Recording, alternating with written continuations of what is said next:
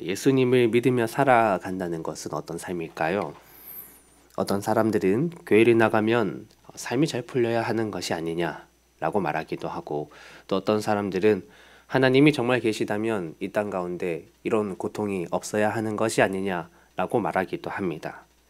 그러나 실제로 교회 안에서 우리가 신앙생활을 해보면 그렇지가 않지요. 성경이 말하시는 하나님은 우리가 원하는 방향과 우리가 원하는 방법대로 일하시는 분은 아니십니다. 분명히 전지전능하시지만 주님의 뜻과 방향과 계획이 있으시지요. 도리어 많은 경우 우리는 답답한 심정으로 살아갈 때가 있습니다. 기다립니다. 삶의 문제를 두고 하나님께 기도하지만 그 문제가 풀리지 않아서 오랫동안 기도하기도 하고, 누군가 한 사람을 전도하고 싶지만 사람 마음 하나 바꾸는 것이 얼마나 어려운지 모릅니다.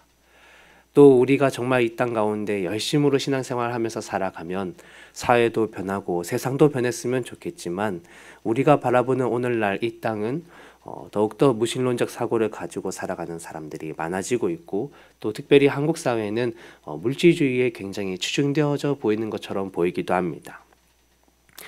무엇 하나 척하면 척하고 쉽게 바뀌는 것이 없습니다. 그런 가운데 우리는 어떻게 하나님 앞에 신앙생활하면서 나아가는 것일까요? 오늘 주어진 말씀은 큰 맥락에서 가나안 부족들의 마지막 연합 발악을 보여주고 있습니다. 이 메론물가 전투인데요.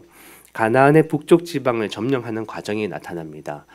북쪽 지역에 있는 부족들과 이전에 패배했던 그 여러 중앙 남쪽에 있는 가나안 부족들이 다 같이 합사하여서 이제 마지막으로 대대적으로 이스라엘에게 대적을 하죠. 그러나 하나님 앞에서는 오늘 말씀에 따르면 그저 내일 이맘때쯤이면 다 해결할 수 있고 승리할 수 있는 전쟁이었습니다. 이렇게 보면 하나님의 역사가 되게 빠르게 나타나는 것처럼 보이지만, 오늘 우리는 여호수아의 삶 전체를 돌아보려고 합니다. 그의 삶이 잘 드러나는 부분이 18절입니다. 여호수아가 그 모든 왕들과 싸운 지가 오랫동안이라. 그가 모세로부터 지도권을 이어받아서 가나안의 대부분의 땅을 차지하기까지 걸린 이 시간이 오랜 기간이 걸렸다라고 말하고 있습니다. 이후에 나타나는 갈렙의 고백을 토대로 하면 이 기간을 7년으로 봅니다. 우리는 앉은 자리에서 이 여호수아의 삶을 순식간에 돌아보았지만, 그는 오랜 기간 동안 피가 튀고 사람이 죽는 전쟁터에서 그의 삶을 보내었습니다. 결코 쉽지 않았겠죠. 하나님이 다행히도 여호수아를 계속해서 승리하게 하셨지만 언제나 위험과 어려움은 같이 따랐을 것입니다. 그때 그가 주어진 삶에서 살아갔던 방법은 단 하나였습니다. 15절에 이렇게 얘기하죠. 여호와께서 그의 종 모세에게 명령하신 것을 모세는 여호수아에게 명령하였고, 여호수아는 그대로 행하여 여호와께서 모세에게 명령하신 모든 것을 하나도 행하지 아니한 것이 없었더라. 리더십은 바뀌었는데 말씀은 언제나 그대로였습니다. 여호수아는 분명히 모세와 다른 사람이었을 거예요. 그가 자기 신이 리더가 되고 나서 이스라엘 백성들을 이끄는 방향에 사실은 성경에 기록되지 않았지만 작은 것들이 변해 있었겠죠. 무언가 바뀌어져 가기도 했겠죠. 또 그의 마음속에서도 내가 이스라엘의 지도자로서 전쟁에 임할 때, 또 무언가를 행할 때 이렇게 하는 것은 어떨까? 저렇게 하는 것은 어떨까? 다양한 마음이 들었을 것입니다. 그럼에도 언제나 그의 중심을 지키고 있었던 것은 내가 바라는 방법으로 살아가는 것이 아니라 하나님이 모세에게 전해주었고 그 모세가 나에게 말해주었던 하나님의 말씀에만 온전히 그가 따라갔다라는 것입니다. 그렇게 7년이 지난 시점에 오늘 성경은 말합니다. 22절이지요. 이스라엘 자손의 땅에는 아낙 사람들이 하나도 남지 아니하였고 가사와 가드와 아스도데만 남았더라. 이 말씀이 사실 여호수아에겐 굉장히 의미 있는 말씀입니다. 처음 이스라엘 정탐꾼들이 가데스 바네아에서 말을 했었습니다. 그곳에는, 그 가나안에는 네피림의 후손인 아낙 자손들이 있다고.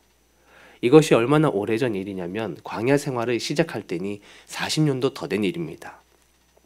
우리는 그들에 비하면 메뚜기 같다고 원망하는 백성들과 정탐꾼들을 향해서 여호수아는 자신의 옷을 찢으며 이야기했습니다. 아니라고. 하나님이 우리를 기뻐하시면 그 땅에 들어가게 하시고 그 땅을 우리에게 주실 것이라고. 하나님을 거역하지 말고 두려워하지 말고 그들은 우리의 먹이이니 하나님이 우리와 함께 하신다고 그가 얘기했습니다. 옷을 찢으며 고백했던 하나님의 말씀을 끝까지 신뢰했던 그 여호수아의 신앙 고백이 지금 오랜 기간이 지나서 이제야 주님 앞에 성취되어져 가는 모습을 봅니다. 길다면 길고 짧다면 짧은 그의 삶을 보면서 함께 돌이켜보니 믿음의 선진들의 삶이 대부분 그러했습니다. 다 시간이 걸렸어요. 아브라함도 하나님의 약속의 자녀를 받은 기간이 참 길었습니다. 야곱도 자신의 어머니의 품을 떠나서 다시 고향으로 돌아오기까지 많은 시간이 걸렸고 요셉의 애굽살이도 길었고 모세의 광야 생활도 길었습니다. 신앙생활, 열정과 하나님을 향한 뜨거운 사랑은 이때 조급할 필요는 없는 것 같습니다. 누군가에게는 짧은 일도 누군가에게는 한평생이 걸릴 수 있다는 것을 우리는 압니다. 다만 그 기간이 얼마가 걸리든 우리가 정말 주님의 말씀대로 살아가는가, 주님의 뜻대로 나아가고 있는가, 그것이 중요하겠죠. 언제 이루시느냐, 이것은 하나님께 달려있기 때문에 하나님이 때로 그 때가 우리에게는 야속해 보이기도 하고 때로는 이해가 되지 않기도 하지만 주의 말씀 따라 살아갈 때 저와 여러분의 삶에 반드시 열매를 맺게 하실 것입니다. 때로 어떤 것들은 내가 살아있을 때 그 열매를 보지 못하더라도 이후에 주님께서 열매 맺게 하시니 결국 주님 말씀 따라가면 주님의 뜻과 계획대로 모든 것이 선하게 이루어짐을 믿으시기를 바랍니다. 우리 마음에 우리의 신앙생활의 때로 조급함이 일어나고 기다리는 것이 어려울 때 다시 말씀과 기도로 우리의 삶을 돌아보고 한결같은 신앙으로 함께 나아가는 저 여러분 모두가 되시기를 주님의 이름으로 축복합니다. 기도하겠습니다.